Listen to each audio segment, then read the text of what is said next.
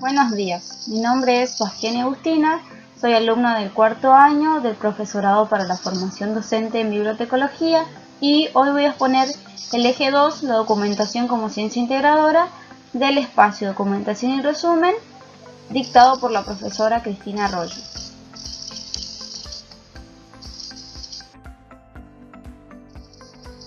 Ciencia documental, perspectiva integradora. Existen ciertas divergencias clásicas, o sea, diferencias entre lo que es la biblioteca, el centro de documentación y el archivo, las cuales se agrupan en la diferencia institucional, es decir, la vinculación a una organización o independencia institucional, ya que los documentos dependen de la institución en donde se encuentran, ya sea archivos, bibliotecas o centros. El archivo es receptor de documentos generados por una entidad. Las bibliotecas no existe ese tipo de dependencia y los centros de documentación pueden gozar de independencia, pero suelen estar relacionadas con alguna institución específica o centro. En cuanto a la divergencia de la información, se refiere a la difusión de la información de diferentes maneras, ya que el documentalista emite la información que procesa de acuerdo a las demandas del usuario. El archivero conserva la información registrada y emanada por personas u organismos. Y la biblioteca conjuga los dos anteriores, es decir, basa su información en las demandas de los usuarios y difunde la información registrada.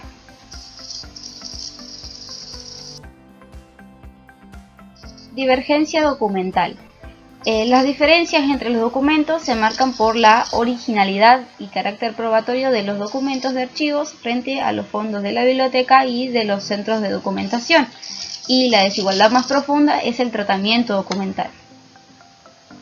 Las bibliotecas y centros documentales establecen una clasificación basada en las necesidades de los usuarios, la cual es resultado de un consenso lo más generalizado posible de la agrupación del conocimiento. Hermanamiento de los sistemas de información. Los centros documentales y los archivos se hermanan respetando el principio de procedencia de la información en la clasificación de un fondo no estereotipado. Ambos utilizan herramientas clasificatorias distintas a las de las bibliotecas, ya que las bibliotecas utilizan aquellas dirigidas a la satisfacción de las demandas de los usuarios. En cambio, los centros documentales y archivos respetan el principio de procedencia para preservar cronológicamente los documentos que cada organismo produce. Y las tres ocupan un mismo objetivo, ya que conservan e informan el conocimiento y las actividades humanas registradas. El sistema documental se agrupa en tres subsistemas: el subsistema de individuos, el técnico y el subsistema de elementos. El subsistema de individuos cuenta con técnicos endógenos, que sería el personal que realiza las actividades pertinentes, y una autoevaluación para mejorar los recursos y la forma en que resuelven las demandas de información. Los técnicos exógenos serían los usuarios que interactúan con el sistema para conocer su funcionamiento y satisfacer sus necesidades de información. En cuanto al subsistema técnico, cuenta con técnicas documentales, que son actividades para adquirir, clasificar y almacenar la información de acuerdo a pautas ya establecidas, y las técnicas de organización de empresas, que se refiere a la organización, o sea, la gestión y la planificación y la evaluación del sistema, la cual se realiza para justamente evaluar cuáles aspectos necesitan ser modificados en la gestión. El subsistema de elementos contiene el metasubsistema, que serían todas las actividades que se realizan sobre los recursos, que también tienen que ver con la gestión y la planificación, y el sistema lato, que vendrían a ser el edificio, los soportes, los equipos informáticos y todos los recursos que podemos encontrar en la biblioteca, en el centro de documentación o en el archivo. En cuanto a la tipología documental, sabemos que el documento tiene dos tipos de características. Las características físicas, que pueden ser en cuanto a soporte, o sea, la forma en que se presenta el documento, la accesibilidad, la periodicidad, y en cuanto a la textualidad, que pueden ser textuales, o sea, documentos impresos, o no textuales, que no serían impresos. Y en cuanto a las características intelectuales, hace referencia a la finalidad, el contenido, el tema, el modo de difusión, la accesibilidad, la originalidad, el tipo de autor y todas esas características que tienen que ver con el contenido de la información. Los documentos también se pueden dividir según el grado de elaboración de la información y pueden ser documentos primarios, es decir, que contienen información original, información de autoría, y se pueden dividir de acuerdo al criterio que utilizan los funcionarios, por ejemplo, en documentación jurídica y documentación administrativa. Un ejemplo de los documentos primarios es una noticia de un periódico. Los documentos secundarios derivan de la información de los documentos primarios y pueden ser, por ejemplo, un catálogo de una biblioteca. Y los documentos terciarios derivan de los documentos primarios y secundarios y recogen toda aquella información que sea pertinente a los usuarios o al fin del documento en sí, que puede ser, por ejemplo, el dossier de documentación y resumen de la profesora. También tenemos a las fuentes referenciales, que son obras de consulta y referencia que están orientadas a solucionar las necesidades de información, y existen tres tipos. El tipo documental, que pueden ser bibliografías, catálogos o boletines de resúmenes.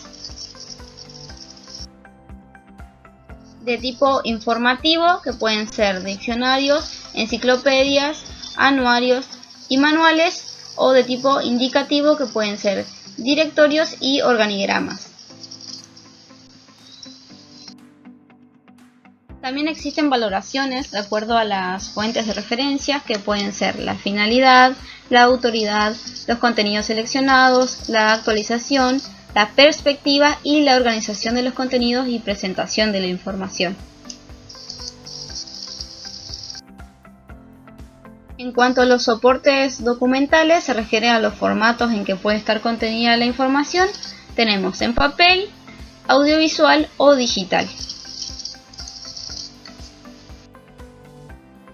También tenemos los tipos de documentos que se clasifican de acuerdo al contenido, que pueden ser informativos, imperativos, entre otros. Documentos de acuerdo a la tradición documental, es decir, si son documentos originales, si son copias o borradores, de acuerdo al nivel de accesibilidad, que tiene que ver que si son documentos de libre acceso, públicos o privados, y de acuerdo a su clase, que tiene que ver con si son textuales, no textuales, audiovisuales, magnéticos, digitales, entre otros.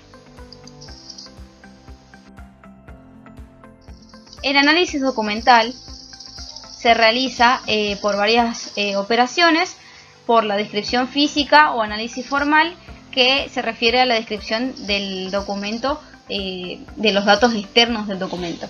El análisis de contenidos o análisis interno, que tiene que ver con la descripción de los datos internos del documento, que se pueden hacer a través de palabras claves o descriptores y resúmenes.